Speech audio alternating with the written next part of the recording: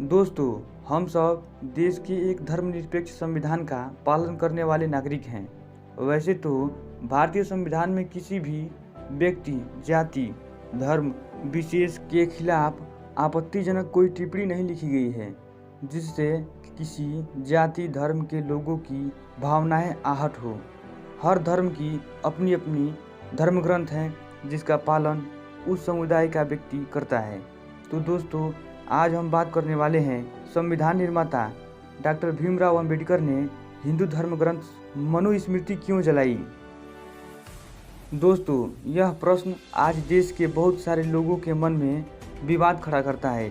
मनुस्मृति में एक ही धर्म के लोगों को अलग अलग ऊंच नीच, भेदभाव तथा छोटे बड़े कामों के आधार पर बांट दिया गया है, जिससे ब्राह्मण, क्षत्रिय, वैश्य, शूद्र, जिसमें इन सबको एक दूसरे के प्रति ऊंच नीच का भेदभाव दिखाया गया है और बताया गया है।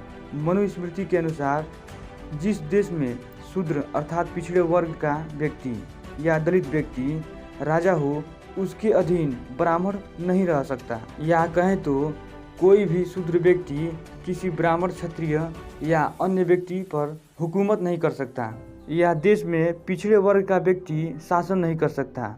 और ये भी लिखा है कि राजा सुबह उठकर चारों वेदों का ज्ञाता और ब्राह्मण की सेवा करेगा, और ब्राह्मणों की सेवा करना ही शूद्रों का मुख्य कर्म होगा।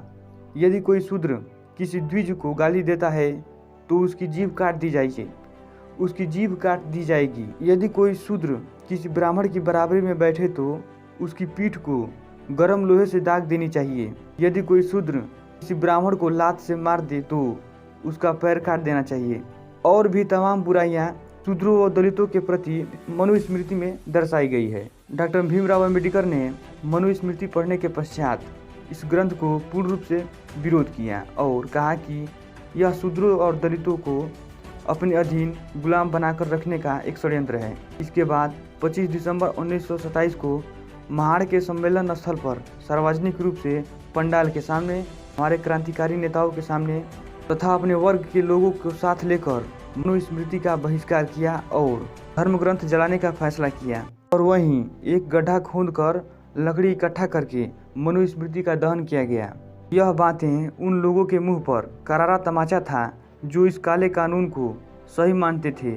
मनुस्मृति जलाने के बाद कुछ लोगों ने डॉक्टर भीमराव अंबेडकर को जमकर विरोध किया और ये तमाम दलितों के प्रति बुराइयों को देखकर उन्होंने अपना धर्म परिवर्तन करने का फैसला किया और 14 अक्टूबर 1956 को 3,65,000 समर्थकों के साथ अपना धर्म परिवर्तन किया और वो बौद्ध धर्म को अपना लिए।